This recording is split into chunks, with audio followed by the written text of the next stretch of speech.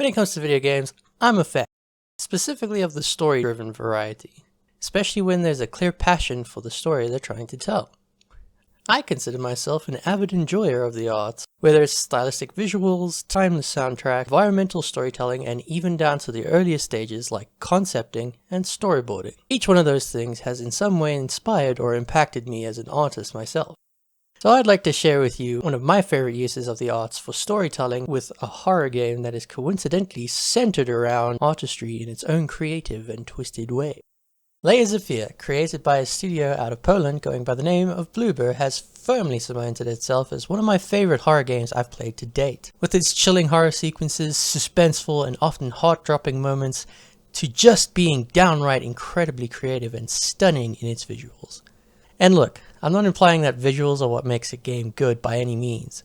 I'm just an odd kid gushing about his favorite video games being all artsy and stuff. So you can take your hands off the keyboard. I see you in the comments. Before we proceed, the subject matter of this story gets very dark and very heavy in a lot of places, so if you're not comfortable with that sort of thing, maybe this video isn't for you. And also potential spoilers.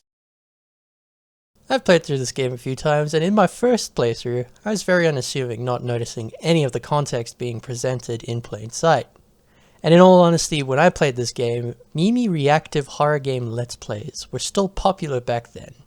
That being said, I had missed so much of the plot that genuinely confused me trying to piece it together. And yes, Layers of Fear still had your classic 2010s horror tropes, but it had more to offer than your average garden variety jump scare. So naturally, I came back to it with a new perspective and a morbid curiosity.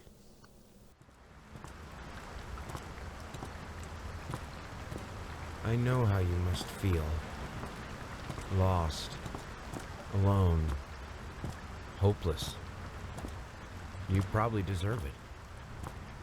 But even for you, there is still a way. A way to bring it all back.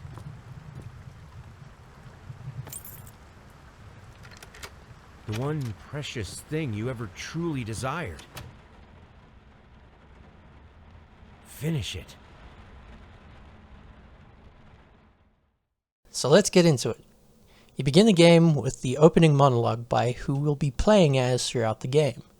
You've come here to finish something, with an obligation to fulfill, dues that you have yet to pay.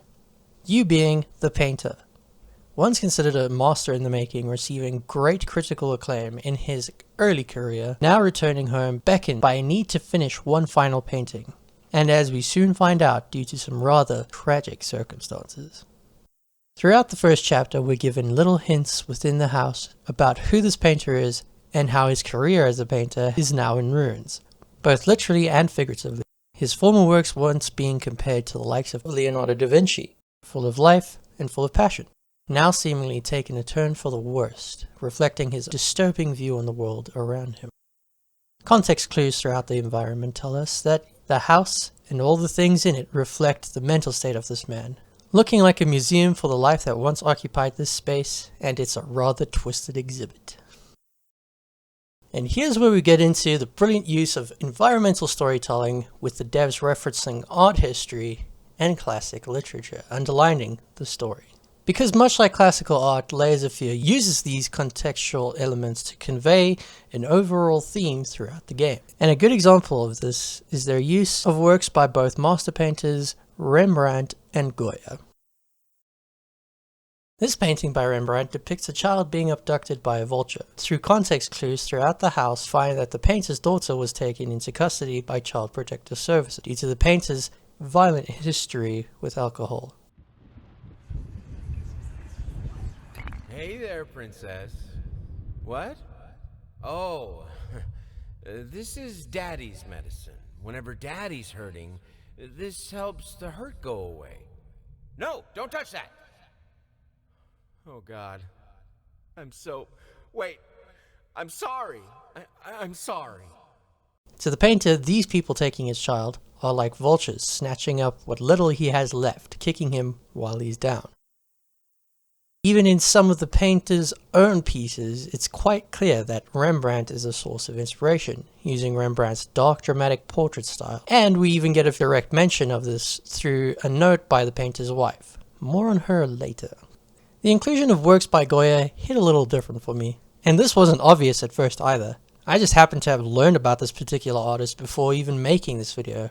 We again find what are similarities drawn between the real-life artist versus the painter we play as. Both had been recognized as brilliant artists for their time, Goya having even painted portraits for royal families at one point.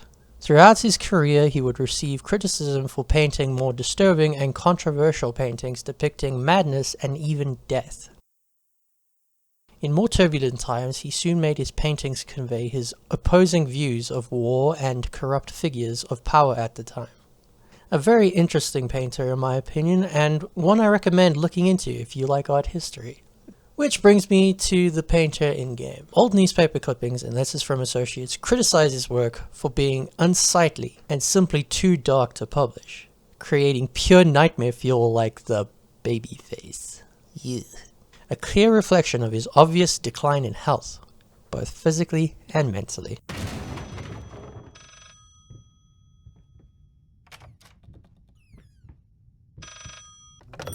This solves nothing. It never has. It never will.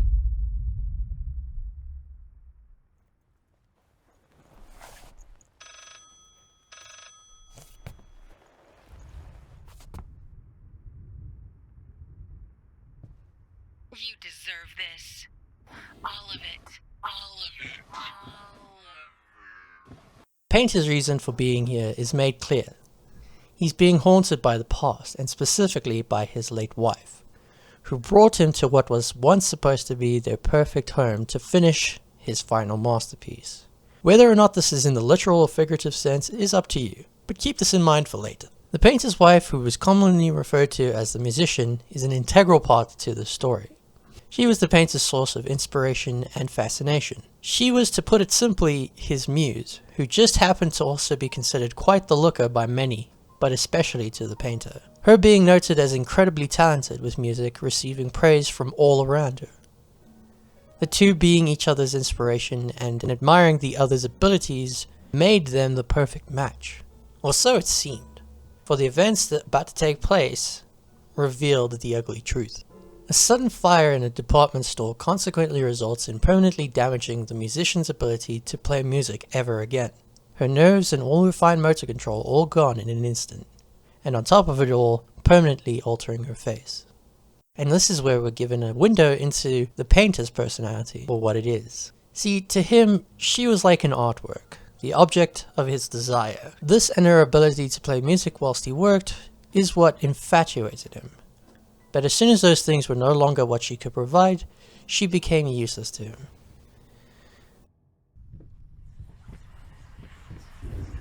Oh, stop looking at me like that.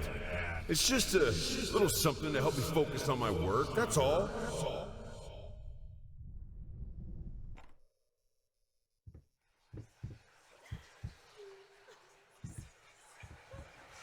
Hello. It's about time for us to talk, don't you think? I mean, I've seen you in my house so many times, and yet I could never find the courage to face you directly. Not until now. This forms a tear in their relationship, both resenting each other, and to the point where the musician deliberately tries to hurt his ego, thus feeding the painter's lack of creative breakthrough. The painter now avoiding her, disgusted by her presence like some monster. To which she decides to play the part, leading her to take matters into her own hands, taking her own life. What is taking so long? Open this fucking door! I need to go! Open up! Hell is... Oh, God. No. No, no, no, no, no, no, no. What have you done? No!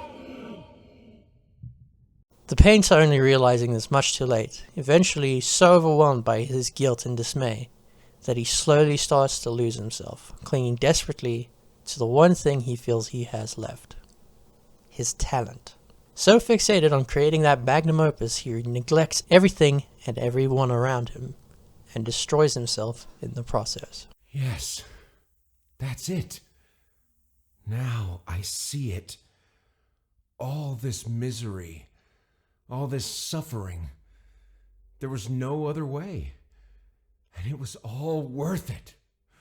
Which reminded me of another story about a painter who becomes so obsessed with his muse that it results in a twisted and gruesome ending for both involved. This time in the form of Oscar Wilde's The Picture of Dorian Gray. Fun fact, I actually had to study this book for my final year in high school, coincidentally around the same time I played Layers of Fear again. Right from the beginning we're shown a quote from the author himself, and even hidden in this game as an item, we can find a book that is an analysis of Dorian Gray, which is where the game's whole dichotomy of literal versus figurative undertones come into play. The premise in Dorian Gray being a talented painter by the name of Basil, who is known for painting portraits depicting Greek gods, and his muse, a young Dorian Gray. Due to his charm and good looks, Basil is obsessed with capturing his likeness. Basil then paints Dorian as he is, no filters so to speak. Enter the character Lord Henry, who comments on how Dorian's look will inevitably fade as he begins to age. Dorian, being the naive and easily influenced lad he is, takes this to heart, which eventually leads him to wish to trade places with the painting. Essentially, this all leads to Dorian living a complete disregard for life and those around him, only realizing the guilt is too much for him much too late. Without spoiling any more of the story, however, I will say that there is an element to it all being an example of the old adage, art often imitates life. And much like the book, we the player are left to ask, was this all real? Or was this just a giant metaphor? And it's a line that's often blurred throughout. Just look at how your environment changes as you progress further. The painter's descent into madness is signified by the house literally morphing, twisting into fever dreams, rooms changing, looping around, faces in the paintings morphing into nightmare fuel. After each interaction like this, the painter wakes up in the room being all normal again. This could be interpreted as bouts of psychotic breaks. He's hallucinating this stuff as we progress. It's all meant to be open to interpretation. There even exists 3 different endings based on whether or not you choose to ignore the ghost of your dead wife. Each ending results in you finishing the piece, and depending on which, you'll either finally finish that last portrait of your late wife, only to find that you're lost to the sickness that plagues you, trapped forever in a never-ending cycle. You finish your self-portrait, finally. You achieve your selfish goal by being a master painter.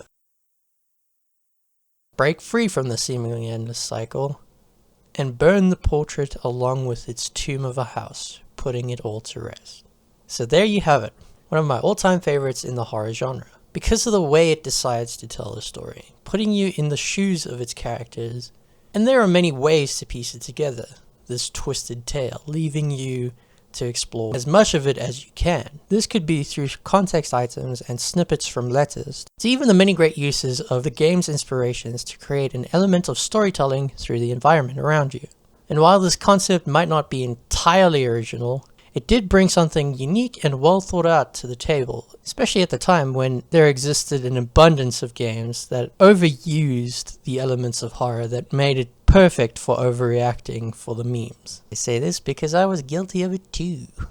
So you'd probably not be surprised when I say, once I took the time to really sit down and give this game the chance to tell its story, I was taken aback by just how cool and creative this game really is. And that's about all I really had to say about it. So if, like me, you find yourself to be an enjoyer of art and video games, remember to take that second to appreciate the amount of work and dedication that goes into making your favorite games. I'll see you later, friends.